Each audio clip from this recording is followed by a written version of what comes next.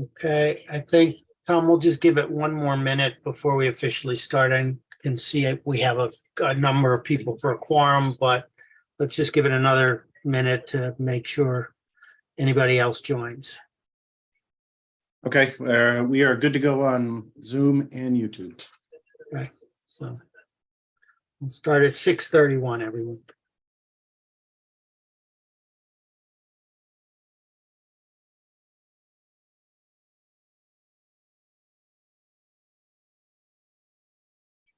All right, and so according to my clock, it's 6:31. So welcome to the April 3rd regular meeting of the Board and Estimate and Taxation.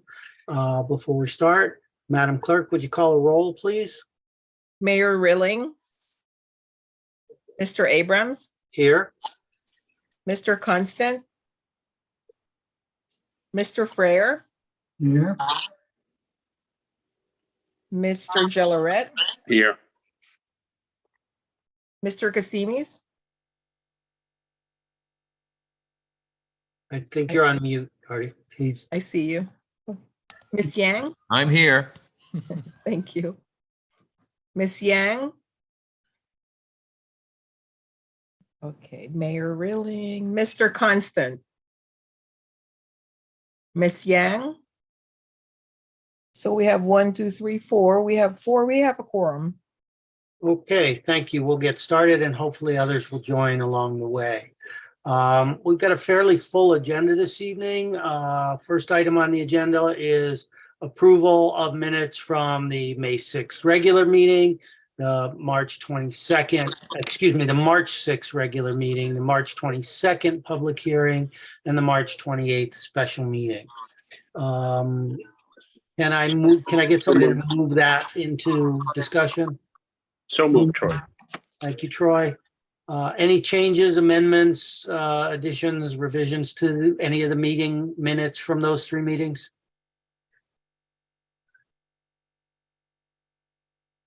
All right, seeing none, can I get a vote to approve the minutes as recorded? All in favor, signify by saying aye. Aye. Opposed? Abstentions? Staying, I wasn't at the meeting. Thank you, Artie. So the minutes are approved. Next on our agenda is special appropriations. There are none for this month. There are, however, a significant number of transfer items beginning on page 38 of our package. So Tom, do you want to kind of lead us through the discussion on the transfer items? Sure, I'll touch on the department Make a motion. briefly. Oh, I'm sorry. Yes, yeah. Sorry. Can we move the? I'll move it. So thank you, Artie. All right, yeah, the first one is police department, looking to transfer money for car and van accessories. This is to be clear, not to purchase actual vehicles, which would be a capital item. And we have Chief Walsh and Mickey Dosimo on the line to talk to this one. Good evening, Chief. Good evening, Mickey. Good evening, Mr. Abrams. I'll just make a quick comment and then I'll take any questions. This is the beginning of my end of the year balancing of all the accounts. It's a little early, so this is just a short item. As you know, we continue to have issues with supply chain and getting cars on time and so on and so forth. So our purchase of actual vehicles has been smartly moved by Tom Ellis into the capital budget because there's no fiscal borders. This transfer is for accessories on some funds in our operating budget that we have reprioritized. We left that line item open for this very purpose when we did transfer the money to capital. That's pretty much about it. I will be coming back in May for my general transfer to balance the entire budget. This is just something we're getting out ahead of so the board can kind of view it on its own. Okay, thank you. Mickey, can you just give a rough description of the type of accessories, just so we understand what's inside that?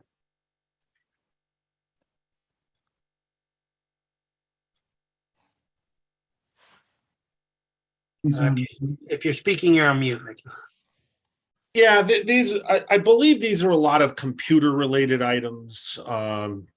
You know, different things for like the laptops. I think the chief is just weighing in too. Good evening.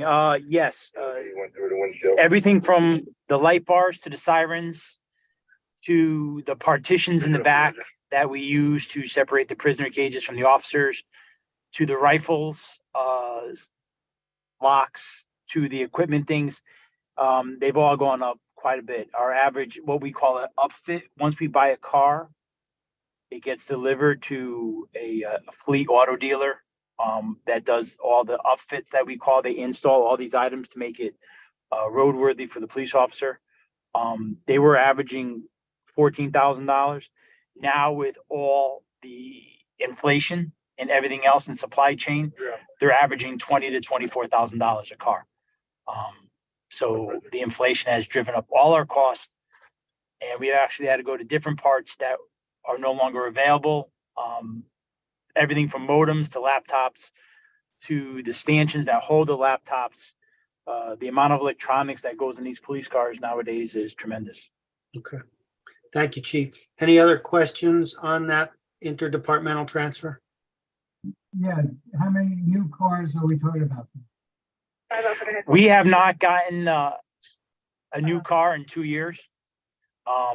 We had actually placed an order 2 years ago with Ford, and those cars are not going to be built. We got an email from Ford stating that they actually took 9,000 orders too much in America, and with supply chain issues, technically we haven't gotten a purchase of cars since the 2021, 2022 fiscal year. So we had to improvise, and we've gone to the Chevy police package. And we were able to find those in Massachusetts. So in totality, we're buying 17 police cars. That may sound like a lot, but we average about 8 to 10 per year, and we haven't gotten a car in over 2 years. So what we're getting is 2 years worth of fleet in 1 year, because the supply chains and the police packages and American-made vehicles has changed. The Ford, the Dodge. The Dodge is no longer making a police package in an SUV. Chevy and Ford is unreliable right now in delivering their product. So we canceled our existing order, and their price went from $39,000 a car to $49,000 a car, and we were able to buy the Chevy at $39,000 a car. So we've done everything we can to try to keep down cost and also find inventory, because the cars that we have now are getting old. So are these new cars coming this year or next year? We have already 5 already delivered, and they're up at the place being upfitted, and the other 12 are probably be here within 30 to 60 days and hopefully be on the road by September. It takes a long time to have all these cars upfitted. It takes a long time. But when are we going to take delivery of the cars? Because that's next year's expense, isn't it? Again, though, let me remind everybody, the cars themselves are the capital. This is the accessories that they're transferring into a department. That's my, Ed, you're absolutely right. But what I'm saying is that we don't need all of the upgrades this year in that case. If the majority of the cars are coming next year in next year's budget, the money should be in next year's budget. 44 is the power of attorney for her elderly parents that have dementia. Well, Again, though, Jim, what I We would have- suggest is we can get the parts now so that as the cars arrive, it's paid for in this budget, it's in their current fiscal year budget, rather than asking them to absorb more into an already full FY24 budget. But he just said that these cars go to a place where they're updated. It's not a question of getting all the equipment and then us installing them. No, it's not about installing, it's purchasing the accessories, so that when the And cars having- come in, they can be upfitted by the upfitter quickly and expeditiously, which is the same thing. as Excuse me, quickly. but I got the impression from the chief, maybe I got it wrong, but he was saying that we have to send these cars out to an outfitter or upfitter, whatever you want to call it.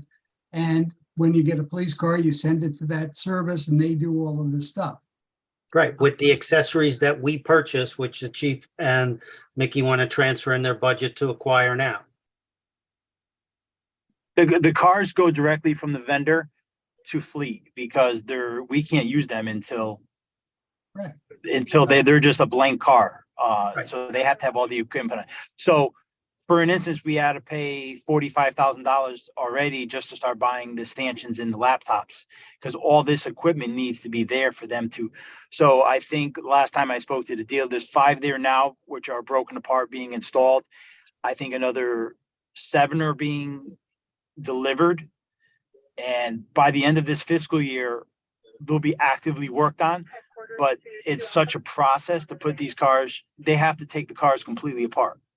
Right. They have to take I get what you're saying, but you know, when you first explained this, it came across as you sent these cars to an upfitter who fitted them all out, and the bill was 24,000 as opposed to 12,000, which was last year.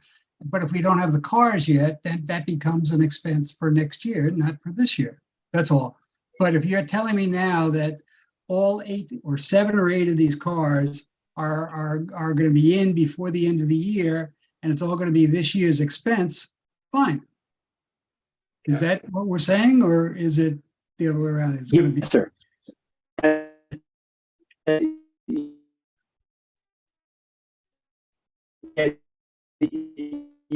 Yes. Sorry. I'm sorry, Chief. It may just be my audio, but you're breaking up very It's badly. breaking up. Yes, it'll be this year's fiscal year's expense. Okay, so I believe you just said, yes, this will be this. I'm fiscal- sorry, that is accurate. Yes, you are right. Yes, it'll be this fiscal year's expense. Okay, all right. Any other comments on the police department transfer? Before we move to fire, I figure we'll approve all the transfers at once. All right. Chief Gatto, I know you're on the line. Do you want to speak to the fire department transfers? Chief, if I can just jump in real quick, just to give you guys a little background, recall our discussions for the 2024 operating budget about the heating oil and gas. Well, we have an issue for this current fiscal year as well. So Alan and Neil in building management take care of many of the buildings in Norwalk, but not all of them. So Chief has got a request here to take you through on the buildings that the fire department's responsible for. Yep. Okay, first, I think there's a little bit of confusion. This account that we're looking to transfer $32,144 is the motor vehicle diesel fuel account. It's not the building heating fuel. The account number is our motor vehicle automotive fuel account. Right now, we're sitting at $228, and we have a $4,000 March bill that's due that we anticipate. Since last December, we were averaging about $8,000 a month for diesel fuel for all the vehicles. So that's the purpose of this increase, is to get us through the end of this year for diesel fuel. Okay. Should we go to the next one? Any questions on that from anyone? Okay, then Chief, let's go to the next one, please. Okay, the next one is the mechanics motor vehicle parts. We are requesting $90,000 to be transferred into that account. Right now, right now sitting on our accounts payable desk is $30,000 worth of invoices, and the mechanic estimates between 15 and 20,000 per month for the rest of this year. So that was 60 plus the 30. That's where we come up with 90. I know it's a lot of money, but he claims that our motor vehicle parts have all gone up. Some of them gone up over 100% since last year. And again, Chief, just for clarity, you're looking to transfer this within your own budget out of wages in the fire department budget. Yeah. into Auto parts or motor Yes. vehicle parts, excuse me. Auto Yes. parts won't work real well on a fire truck. No, you're right. Yes, sir. Okay. Questions, comments about this recommended transfer?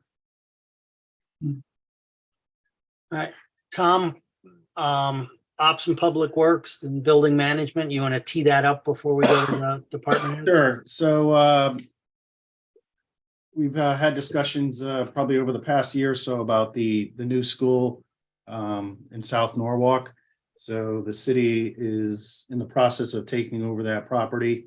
And before they start demolition and building, there are some maintenance and repair and upkeep costs associated with that building. So it's One Meadow Street is where it is. And I believe we have Alan Lowe and Neil Rennie on to talk on this one. Hi, good evening. It's Alan. Hey, Alan. Hi. I'm sorry, let me hold a second.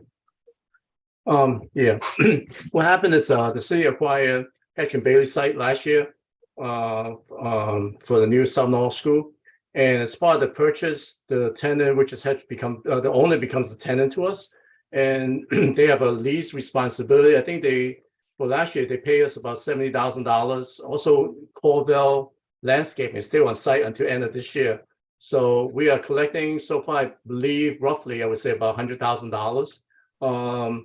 And with Hatch and Bailey leaving the site as of end of March, there'll be like miscellaneous utility, we're keeping the water line service open, electrical. And I don't think that much more than that. So I needed $5,000 just to have an account so that we can pay those utility bills. Not that we're using any, but in terms of line charge and stuff. So we still have some expenses. And potentially we may get to the beginning next year. So I may have to request some money next year also for operating expenses for snow removal on the perimeter of the property and stuff like that. So generally speaking, I need $5,000 to get through the rest of this year. Okay, and this, you're recommending, Tom, the finance is recommending we take this out of contingency? Yeah, so when we get to the next transfer, you'll understand why they don't have a whole lot of money left to transfer internally. So in our view, this is exactly the reason for contingency, new items that come up that were impossible to plan for. And I believe this is the first contingency request we've had in this fiscal year, correct? It is. Our budget is $1,330,000 and we have spent nothing so far this year. So this is the first one. Okay. Questions or comments for Alan? Okay, thank you, Alan. Let's move to the Thank next you. items. Okay, and then the final one is more on the gas and heat story. These are the properties and buildings that fall under building management's jurisdiction. And we have Neil Rennie on the line to talk to these. Good evening. We're just, again, I don't know if I spoke prior about this, but again, home heating fuel or home heating fuel and natural gas has gone up quite a bit for us. Heating fuel went from $2.38 a gallon to $3.96, and natural gas had a big increase from $6.37 to $15.65. And we're looking to, I think it's $170,000. Tom, is that correct and change? 127 and 50. Yeah, 177. Yeah. 177 so we can continue to operate to the end of the year. So just to give you the breakdown there, 50,000 of that is coming from an underrun in their wages and salary account, but that's going to pretty much finish them off for the year on a department level. And the balance of 120, it's called 128,000, is going to come from contingency. Okay. Questions for Neil? Okay, seeing none, I'd like to ask for a vote to approve the transfers as documented. All in favor, signify by saying aye. Aye. Opposed, abstention, all the transfers are approved. Thank you. Thank you. Thank you, guys. Thank you, guys. Thank you, everyone. Have a good night. The next item on our agenda is, let me make sure I state it correctly, is other business specifically, and first, the appointment of auditors for this year, and then after that, the approval of the WPCA budget and the parking authority budget. Right. So, So, Tom, I yeah, this assume is, you'll speak on the auditor on page 44? say again, Ed? I assume you will speak to the auditor? on page I'll kick 44? it off. I think Chitsame is on the line here to speak to that. I do not see her, but I can tell you that this is, I believe, the third year of a 5-year contract with the CLA. Used to be Bloom Shapiro. I know Henry and Chitsame have both said that they have a constructive and positive working relationship with these auditors. They think they do a comprehensive job, and are recommending that we sign for another year. Okay, before we have discussion, let the record show that Kendrick did join the meeting at 6:50 PM. Sorry, I'm late, guys. No worries. Tom, just a quick can I- question. This is year 3 of Can we 5. just- Excuse me, This is Troy, can we move this? Do we have Oh, to sorry. have a I'm sorry. motion, please? Yep, so can I get a motion to move the discussion on So moved. auditors? Oh, Hold so on. moved. Thank you, Jim. Sorry, Troy, did you have a question? I'm sorry, I missed that. Yeah, just real quick. Is this a set contract? I say this year is 101, but was this an original 5-year contract and this is just the number, or is it changed every year based on the amount of work, or do you know? I don't think it's changed at all. I think it's pretty consistent, but I'm not positive. I know we have hired them for some add-on services to look at different funds. But this is what we would call, I guess, just our basic audit of the general fund and the capital and such. So I don't know the exact layout of the numbers year over year, but I would assume it's probably pretty consistent. Tom, Yeah. can you at least confirm that the 101 is earmarked within the budget at this point in time? Yes, it is. We're in, that's, I think it's in the CFO line for Henry under auditing services. All right, too bad. If Henry was, yeah, I think it's a 5-year contract, but it just would have been helpful if they put it in there. That's all. Okay. I mean, with the dollar Yeah, amount being. I don't, excuse me, I don't believe that you go to a 5-year contract, not an automatic thing. So it may be for 5 years, but it has to be approved every year. I've never heard of an auditor that gets a 5-year contract. Yeah, there Well, I might think have that, well, that's why we're here tonight to, escalators or something. I'm not sure of this one. It would have been nice. So, Well, I think that's Tom, what when's- Tom is saying too. Tom is saying that that's why we're here tonight. yeah, Tom, when does this need to be signed or approved? um, It says 30 days before the fiscal year end or something like that. So that would say. Yeah, I'm What I'm not sure. what I'm basically asking, since neither Henry or Chitsame is available to speak to the questions, do we have time to table this until next month's meeting? don't know. I don't want to say yes and find out that we don't. This is an April 30th deliverable, so. The sentence says the notification must be made at least 30 days before the end of the fiscal period of the entity of which the audit is required. So I don't know what that, if that date works or not. Quite frankly, this Isn't it is 6:30? this is kind of an automatic thing. I mean,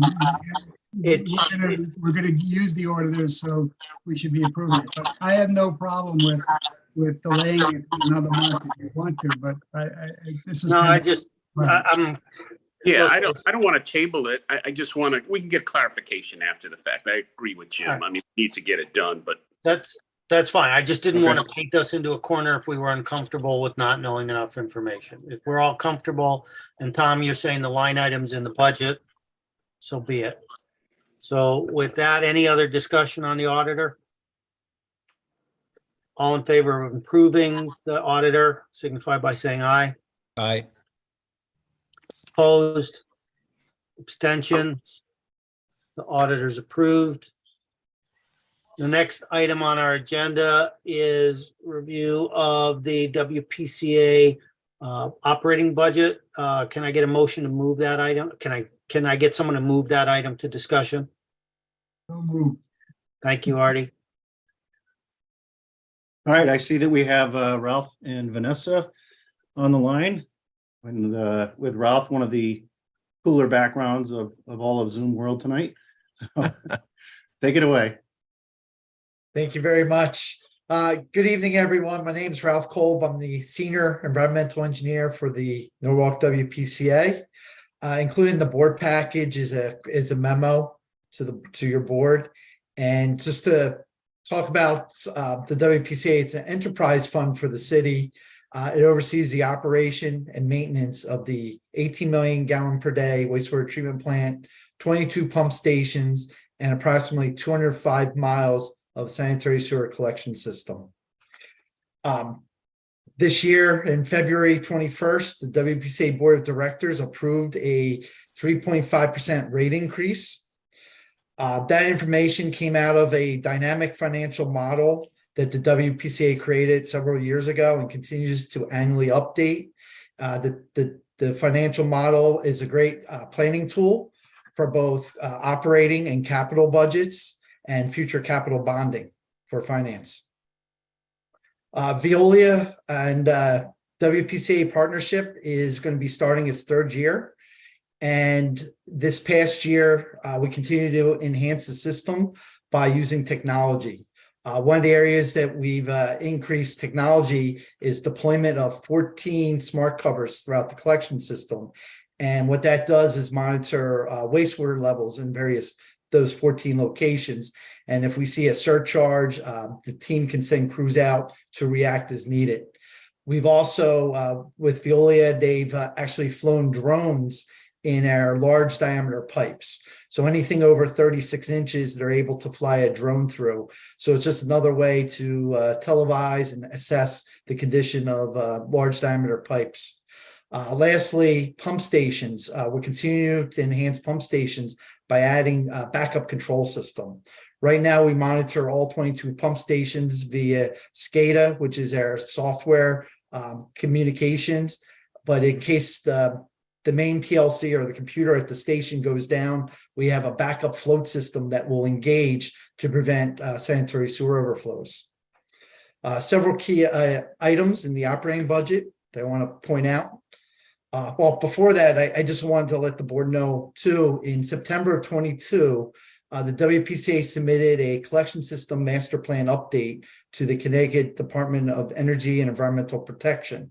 Within that plan is a short-term and a long-term strategy to continue to preserve our main assets out there underground.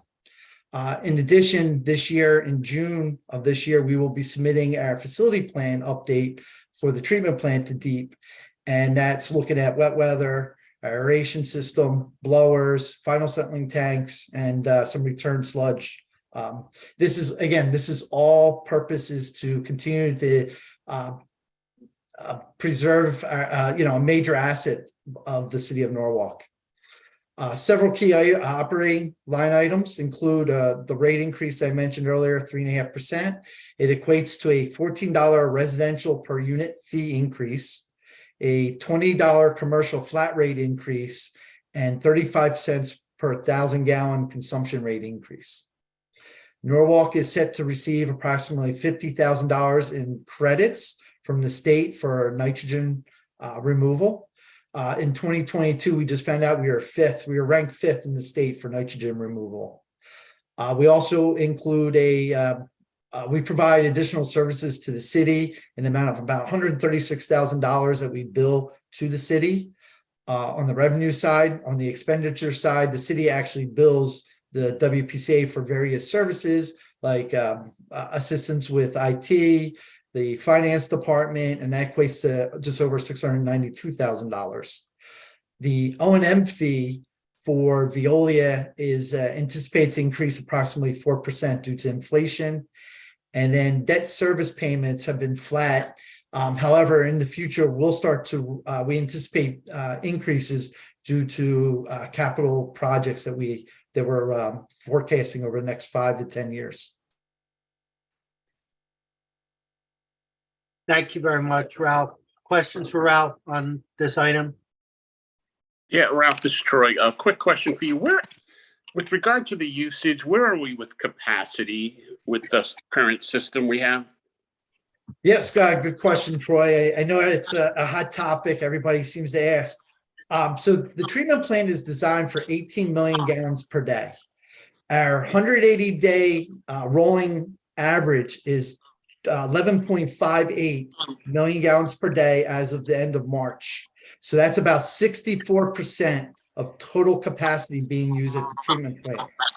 In our NPDS permit with the state, a 90% threshold is when the city would have to submit a plan to either reduce flow or to expand the treatment plant.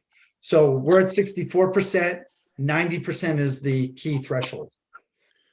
And what are you projecting over the next 2 or 3 years? I know we have a lot of stuff going on in the city. So we don't project flow. It's a combination of variables. Rain events, if you have a significant wet weather year or a dry year, affects flow. We're continuing to put money into the collection system to reduce inflow and infiltration. So we're actually trying to take stormwater out of the collection system. Also, I know with development, the new fixtures are high efficient, low flow. So even though there are additional apartments going in, when you're redeveloping an area that's older, it's actually improving or sending less flow to the collection system. And my last question about Jim and I visited that a few years ago. Very impressive site. How often do you have days where the storm, because there's a problem usually when there's a heavy storm and the runoff goes into the sound, is that correct? How many days do you have average? I know last year was a dry year, but. So just to clarify, we're able to, during wet weather events, treat up to 30 million gallons per day through full treatment at the treatment plant. Flow above 30 MGD, we have an outfall 002, which is for wet weather. So we send flow from 30 to 95 MGD through wet weather treatment and outfall 002, which is permitted by the state. Last year, in 2022, we had one event that lasted for 45 minutes. Thank you, Ralph. You're very welcome. Any additional questions or comments for Ralph? I would just like to make a comment that, as Troy mentioned, he and I got a tour from Ralph a couple of years ago. And I think I highly recommend that everybody on the BET take advantage of that tour if you're still giving them, Ralph. Absolutely. If anybody's interested, let Tom know. And I know Tom wants to come down too. So I've been asking for a year. Yeah, let's see if we can do one. We can coordinate something for all of the BET or those of the BET who haven't had the privilege who want to attend. So we'll work with Tom on that. All right. Any additional questions or comments? Let the record show also that Ann Yang did join the meeting. Okay, all in favor of the approving the FY 23-24 operating budget for the WPCA, signify by saying aye. Aye. Aye. Opposed? Abstentions? The budget's approved. Thank you, Ralph. Thank you, Vanessa. Oh, thank you. Have a good night. thank you, everyone. Moving to our next item on page 49 of our package, the Norwalk Parking Authority budget. Can I get a motion for discussion? So moved. Thank you, Ann. All All right, right, I see that we have Jim Travers on the line, and I see a few other names on here as well to speak to the parking authority budget. All yours, Jim. Hi, Commissioners. How are you? Jim Travers. We also are joined with the board chair, Eric Rains, the vice chair, Matt Seebeck, and we also have our operators from LAS on as well for any questions that you have. thank you all for joining. Jim,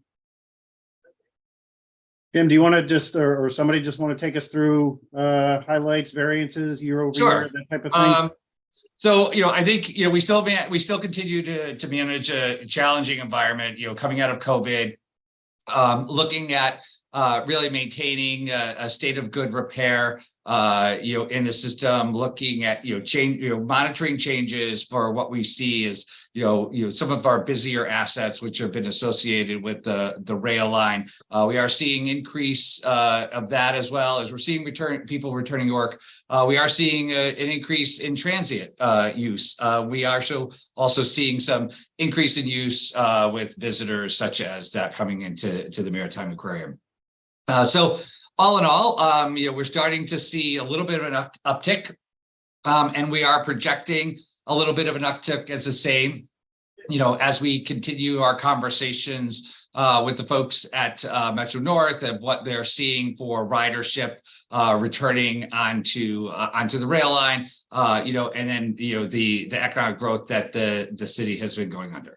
We are, we continue to manage it. The Parking Authority Board is, intimately involved in this and is presented on a monthly basis. For them, I think in this, next year, we're looking at a slight increase that we're showing in personnel. That personnel is for additional customer service at the train station. We had customer service folks pre-COVID, but also what we saw is we're making some investments into the train station to provide a customer service center on the New Haven bound side.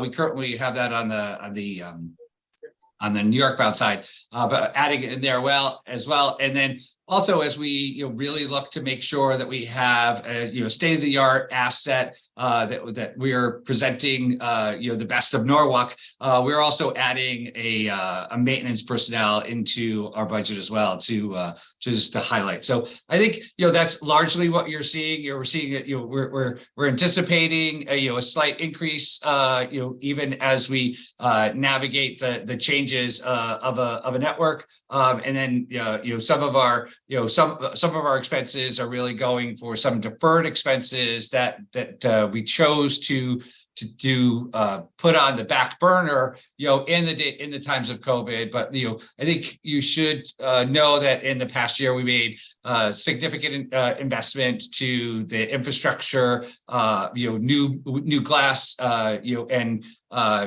really.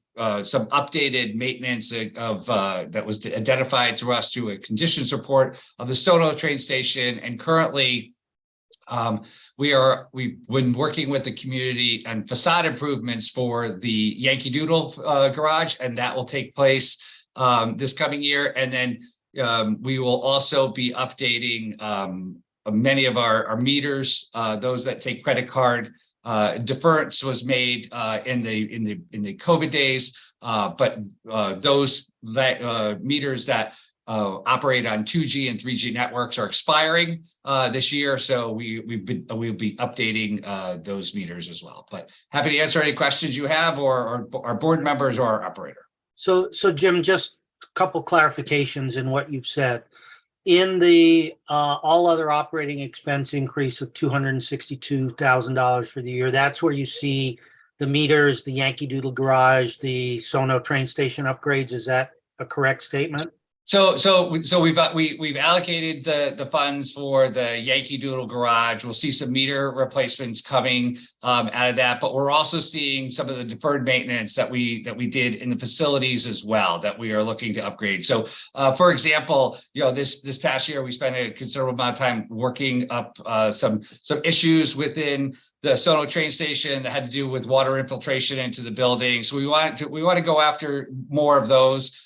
We have some lighting issues that we think that we can achieve optimum efficiency. We want to look at expanding the network more into EV charging.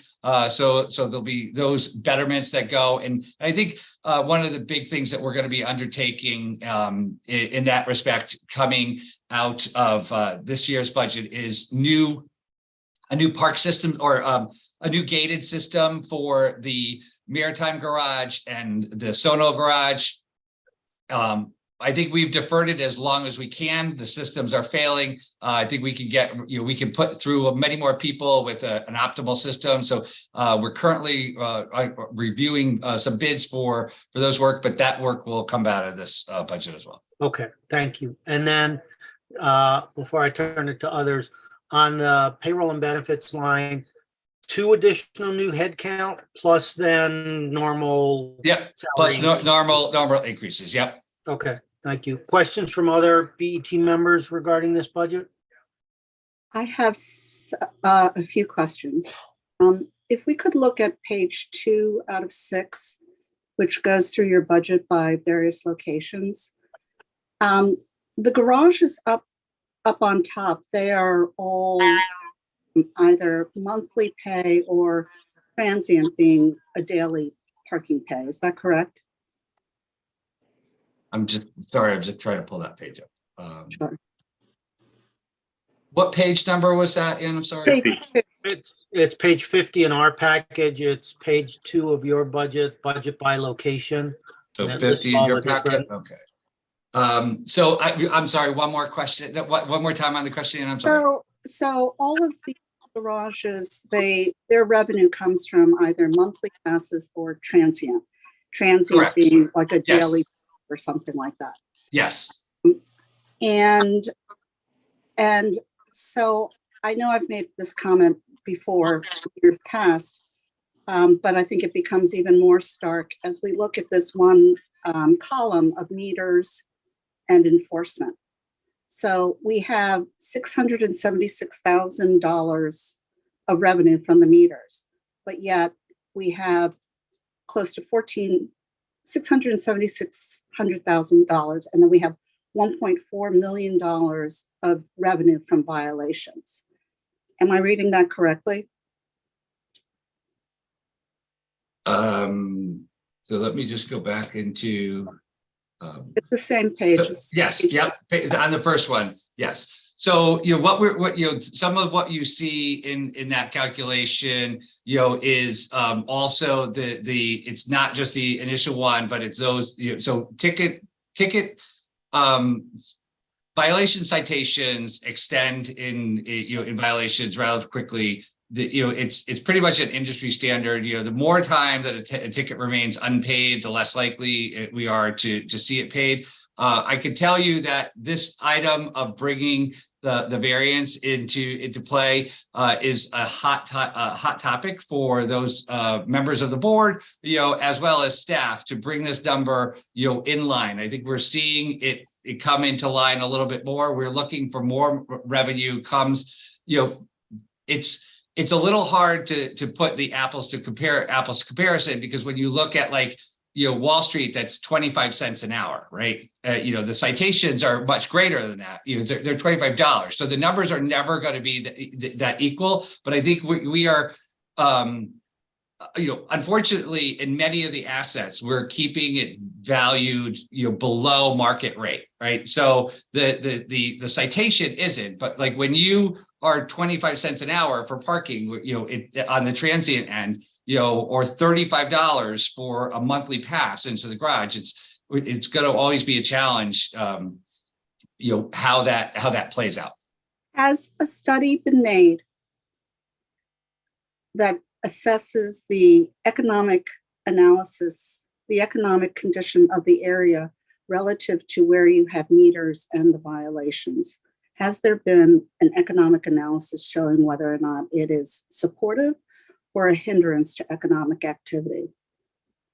So I can tell you in any community, when you have managed parking, that's when you have a build of economic development. In a recent conversation, that I had with someone, they were talking to me about Liberty Square, for example. When we didn't have managed parking at Liberty Square, there was a conversation of it's unfortunate these folks, they have to now pay for parking, and it was referred to, you weren't here at the time, but at that time when they didn't have any parking, we didn't have any, there were no businesses there, so it wasn't a driver.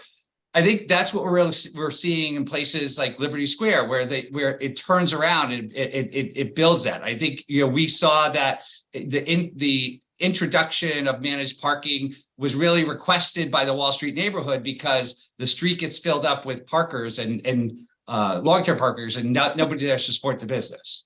Excuse me, Mr. Travers, can you please answer my question? Has an economic study been done which assesses the hindrance or the plus side of economic activity due to the parking meters and the level of violations. Okay, so we haven't done a study, but the managed parking is pretty consistent in a study that happens across the nation. Right. So I understand when I look at your budget that the $1.4 million in revenue is important relative to you balancing your expenses in the fund balance.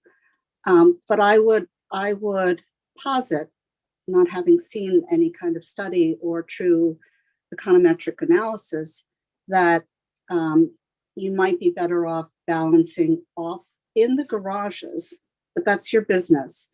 But I would say though that just from personal experience and from listening to other people, that the level of violations that you have if you go down to the Water Street, the Wall Street area, is a hindrance to the economic activity in that area. And I may be incorrect. It's just maybe what people are saying, but I think it might be a consideration for your board to look at that analysis and to do greater studies, because I think a number of business owners will consider that that the ability to get a $25 ticket within like 5 minutes is a hindrance to the economic activity there. And I think that's a fine comment for Jim and team to consider. It is, again, up to them to manage the line items in their budget. We simply need to look at, do we think it overall is fair and balanced? It's a legitimate comment and concern. I'm glad you raised it. I do want to remind us, though, of our scope and mission as we look at these. I understand and I appreciate that. I also think that we are stewards of the economy of Norwalk, because that results in additional revenues and taxes and greater value. So I make my comment relative to the disproportionate amount of violations revenue in accordance with that. Understood. Any additional comments? Just a couple of questions, Jim. This is Troy. I'm curious, your largest garage is obviously the South Norwalk Range Railroad Station. What is it on a daily capacity now? I'm just curious now. Is it, what percentage do you think it is full now? We're still seeing it fluctuate. I'm sorry, Troy, I think I cut you off at the end. I thought you were finished. No, just saying, obviously a lot of more people are going back to work. Just curious on a daily basis, where are you at on that one? Right. So we're seeing ridership to reclaim up to about 70% at times.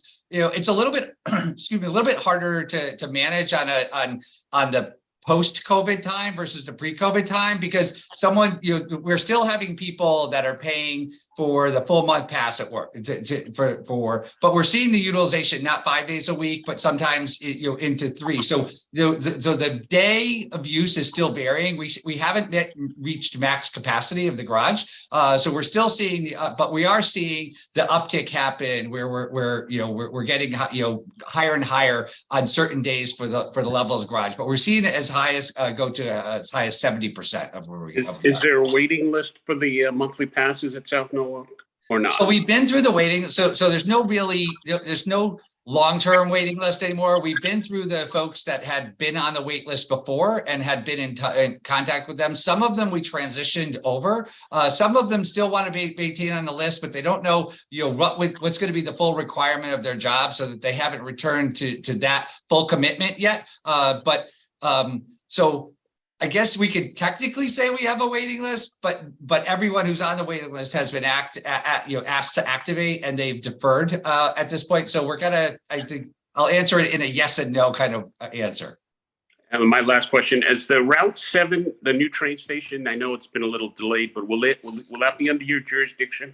Will there be paid parking there or not? So that's that is under Condat, so that's not under our jurisdiction.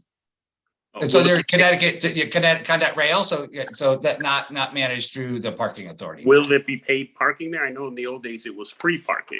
I think it's still vacate. I think they're gonna manage the parking lot still as a free parking lot. I don't think they're anticipating ridership to increase that much Okay. at this point. Jim, I believe you wanted to make a comment or had a question? Yeah, I had one question on of the three, or the 1.4 million of enforcement or tickets, I guess they are. Is that a gross number or a net number? In other words, is that what we've actually collected? So that's what we're anticipating from prior years, right? Which is we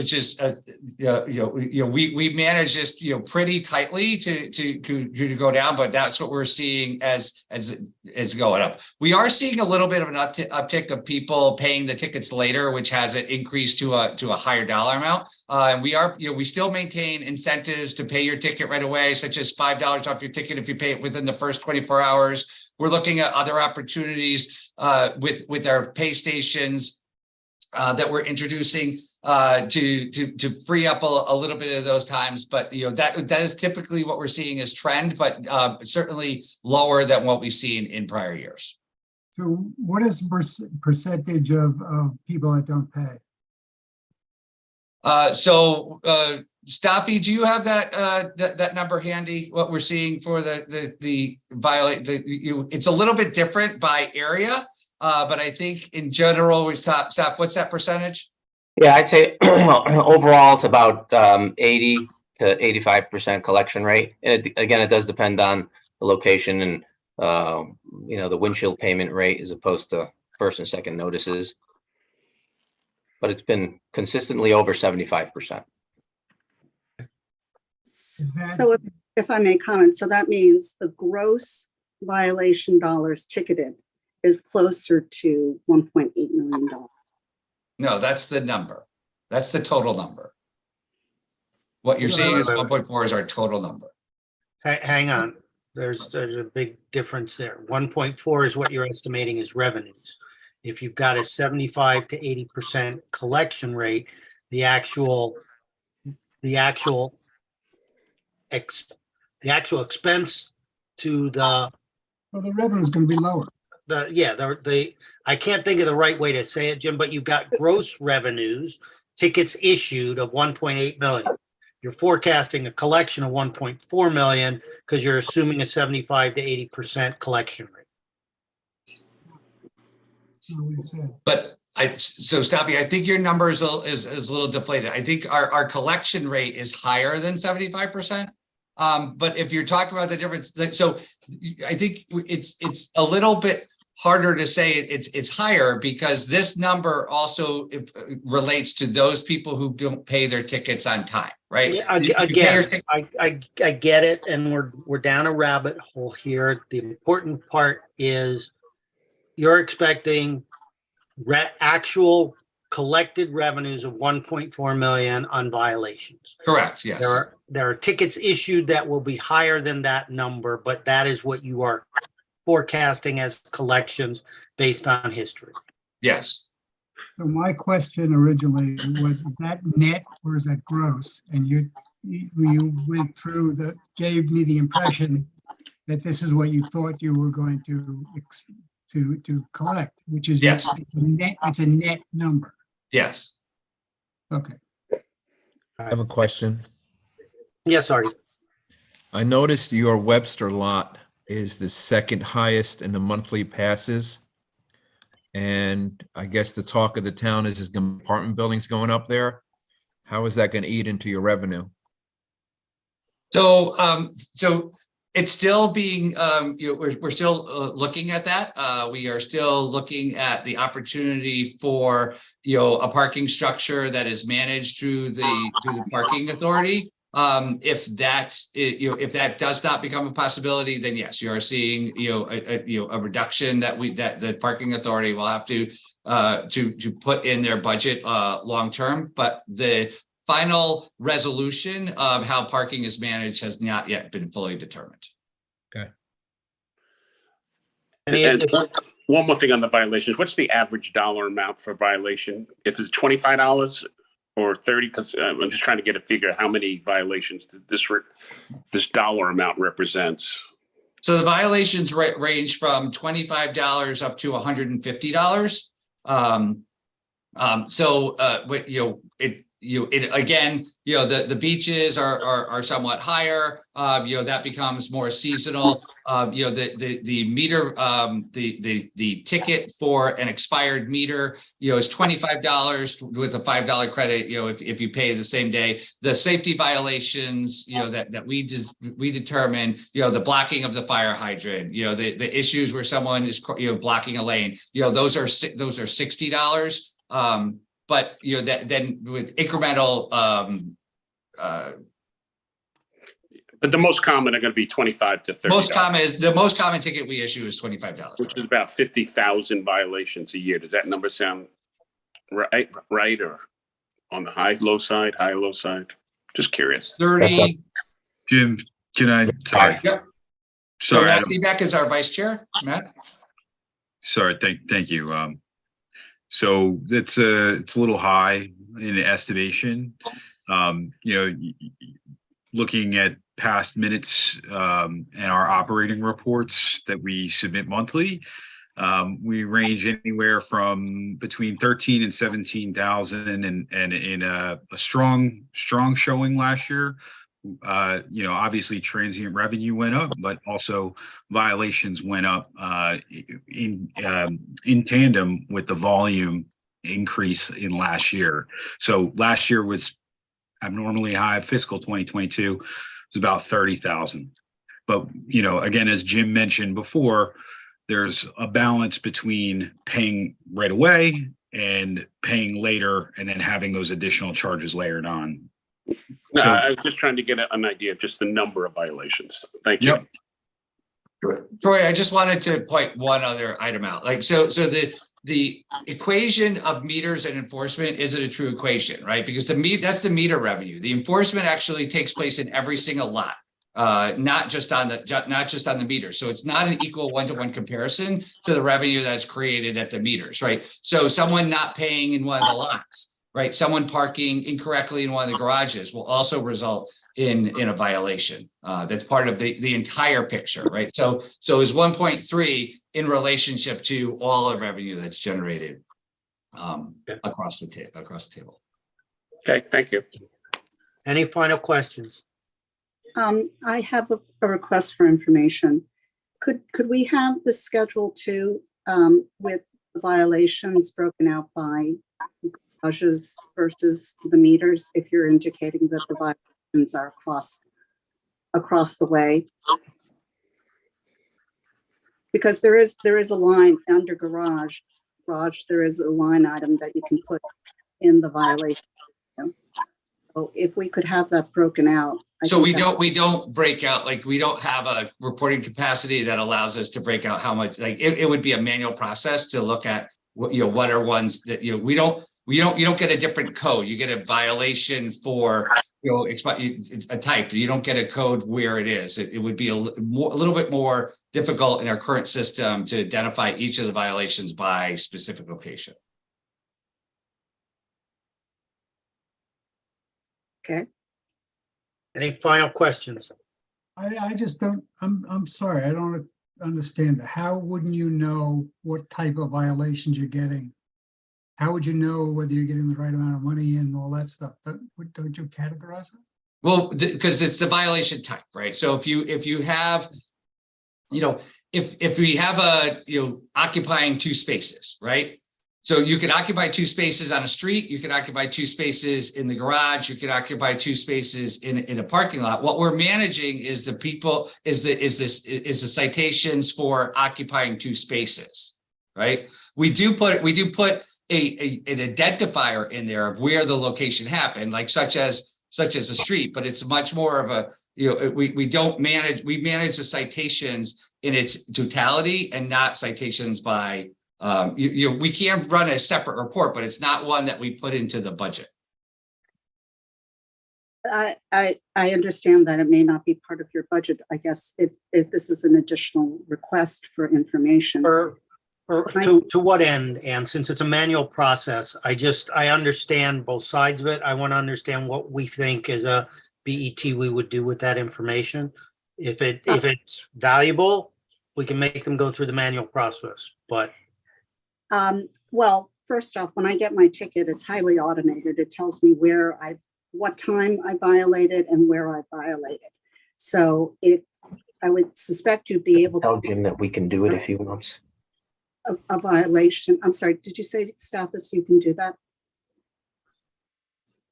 So I think that, staff is saying that if we can get a report if you need it, but I think there's two things. I think one, there's an issue in front of you, which is our budget. If there's an operation of the parking authority that you'd like to question, then the parking authority meets on a monthly basis and does offer the beginning of each meeting open for public comment. very well. so at this point, I'd like to take a vote on approval of the parking authority budget. All in favor signify by saying aye. Aye. Aye. Opposed? Abstentions? I abstain. Okay. Budget is approved with one abstention. Thank you, Jim. Thank you, Sathi. Thank you, team. Thank you, team. All right. Thank you. Have a good night. Thank you. At this point, those are all of the items that needed approvals. We will move to section 5, additional information. First on the agenda is Oak Hills. Hey, Ed, Yes, so if you don't mind, I have to jump off. I have a 7:30 call as well that I'm a little late for. understood, Artie. Thank you. All right, let's see everybody. Good night, Artie. All right, we have Alan here to talk on Oak Hills. Thank you for your patience, Alan. Yeah, thank you. Well, good evening, everybody.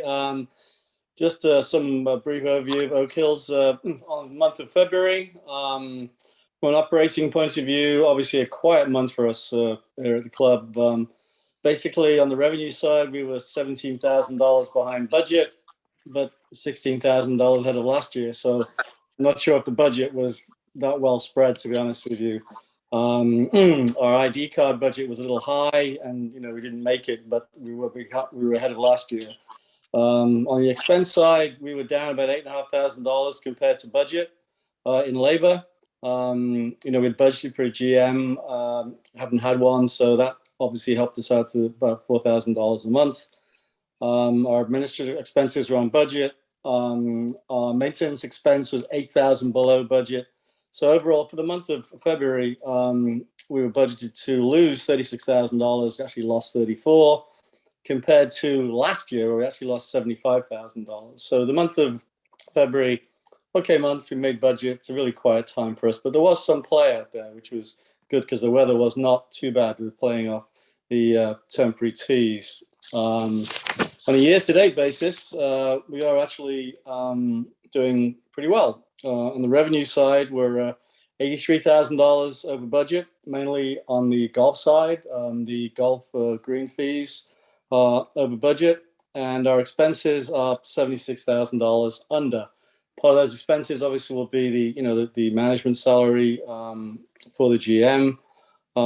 So what we found ourselves basically at the end of February, year to date, we are $159,000 from a bottom line perspective compared to budget, and also $134,000 better than last year.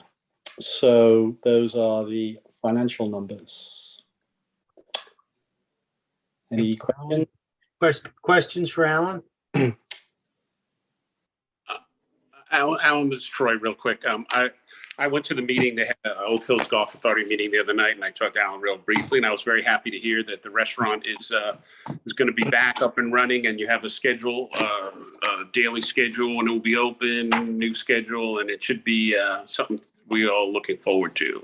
Could you add anything to that? So just to give the BDC an update, we've pretty much negotiated, subject to city approval, a kind of a new arrangement with DDSA. The old arrangement was to pay 10% of gross revenue. Well, there wasn't a lot of revenue last year through many reasons. There was some private party revenue, but not a lot of other revenue. So that was a problem for DDSA. We've now negotiated a different deal, which we've kind of come to an arrangement with in the last few days, whereby we're going to go to a lease arrangement whereby DDSA will pay an amount on a monthly basis rather than an amount of the gross of revenue. And I think this is a better thing for us, basically. They will continue to pay the 70% of the utility cost. And also, they will pay we want to get up to a security amount for the lease. So we're going to charge them 1/12 of what the lease is on an basis, on a monthly basis, to get up to the on a monthly basis. There was some amount of money that was left owing to us, and we have now started to take that amount of money and divide it into 12, and that will all be paid within in the next 12 months. Also, the first payment has been made. There's a payment due on the 1st of April, which was the lease payment plus also back payments. We have actually received a check. I'm pleased to say we got that check today. Together with that, I sat down with DDSA and said, we have to look at what the situation is here. And the problem was the certainty of opening. And we've now agreed that the restaurant will open Tuesday through Sunday, April, May, June, July, August, September, October. April and October, we'll look at it. We may look to change those hours in April, October. And also the content of the menu will be, I won't say dumbed down, but it'll be more of a golfer's menu so that people can really, have the expectation of going there, having the place open. And we also agreed that if DDSA wanted to close the restaurant because of, bad weather or lack of tea times, they would then communicate with someone on the authority or the next general manager, if we hire one, basically, before that happens. So there'll be communication. If it is going to close, we will communicate that to the members. So there won't be that uncertainty that I think we had last year. And I think this will work, and I look forward to a successful year. Thank you, Al. I look forward to it too. You've done a good job there. Thank you. Thank you. Alan, I had a quick question Go ahead, on the arrangement now that you have with the restaurant. Yes. You're going to a lease rather than a percentage of the gross? Correct. We negotiated an amount on an annual basis, which will it's a 3-year lease, basically with an escalator in the second and third year. Plus, we also do have the ability on either side for 3 months to break the lease if necessary. 3 months without cause, 2 months with cause, which was similar to the arrangement we had under the 10% revenue share.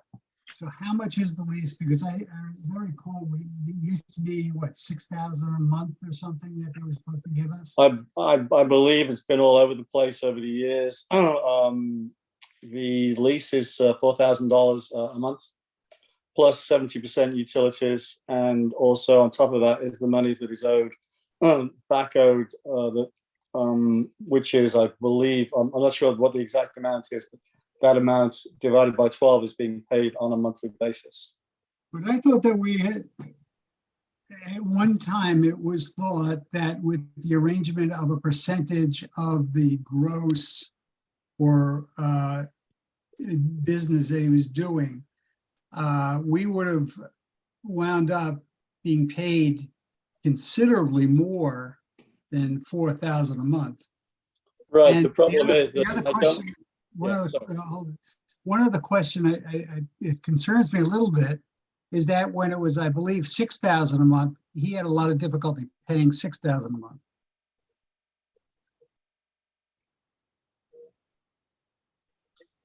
Correct. So I think we needed to work with DDSA to come with a realistic number where he could hopefully make some money himself, but also a realistic number for.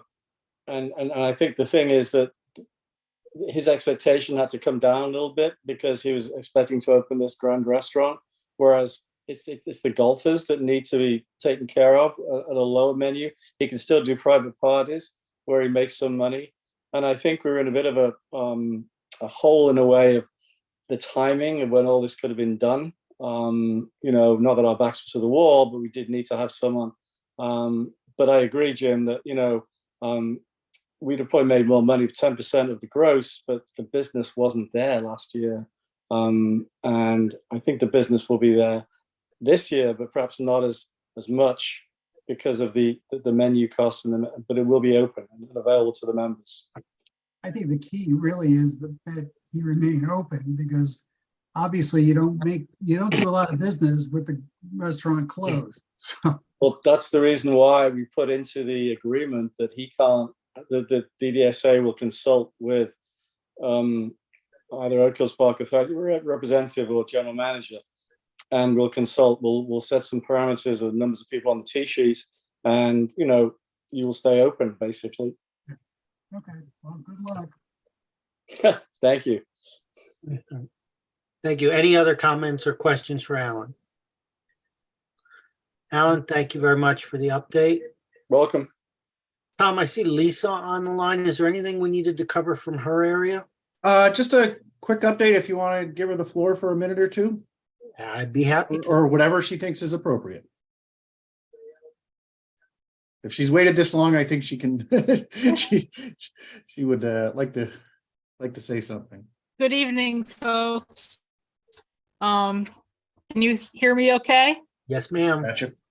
Okay, great. We, at the time that the packet for your meeting this evening was being prepared, we hadn't closed the month of March yet. So I took the liberty of giving Tom our end of February 2023 spreadsheet and our narrative. As you are aware, I had to come back to you to get an extended due date for our motor vehicle supplemental billing. So that billing normally would have been due by February 1st. This year, it was due by actually today, because April 1st fell on a Saturday. So we gave them until Monday. So that was basically a $4.5 million receivable that we're collecting a little bit late. The billing did go out in mid-February, and on top of that happening, we had a computer software conversion, which you were also probably aware of, which went live on the 1st of March.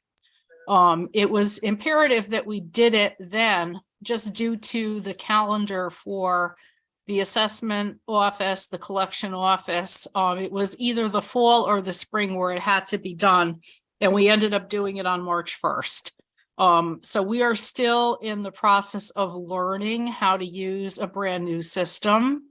It's not a new system, it's new to us, I should say.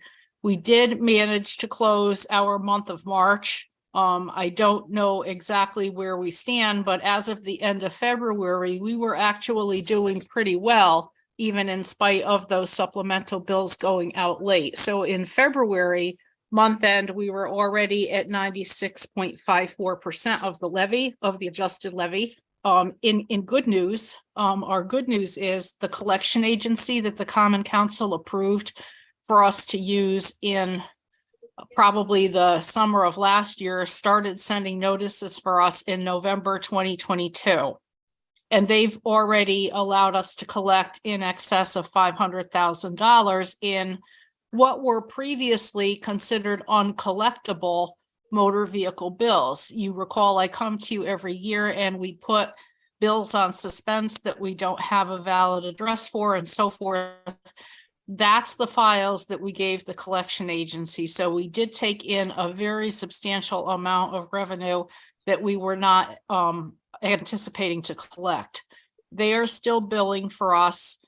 They will continue, and I will be coming to you later this spring with another request for suspense, because we come every year and we will update our records again and ask for another transfer. But the bad news is we're behind schedule on account of this conversion and everything else. So normally we would have been coming to you at this meeting with suspense. We're not able to do that. We were not able to send delinquent notices on time. We were not able to file our liens in March when we usually do.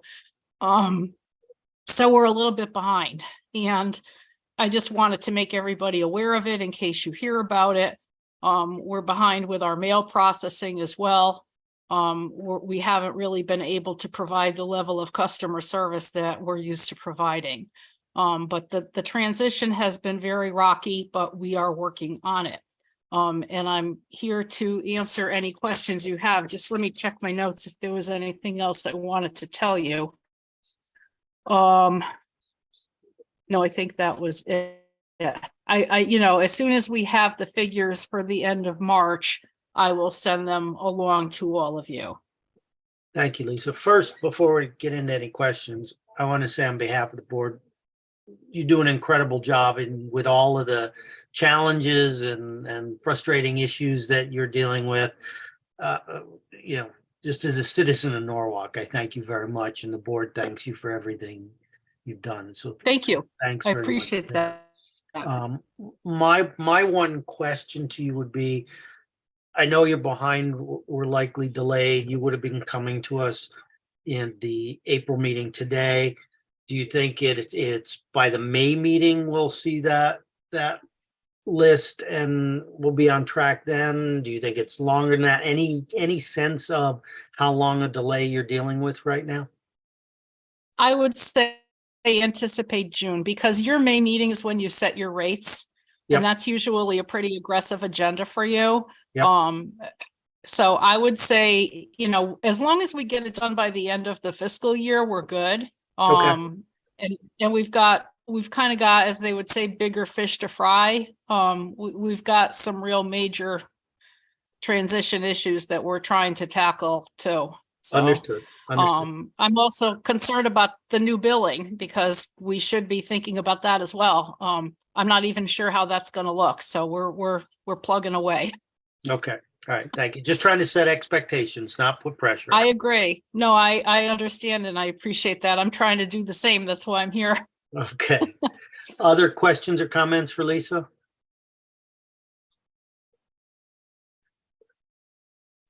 I echo the appreciation on behalf of the board and as a citizen of the city of Norwalk for Lisa's good work and hard work.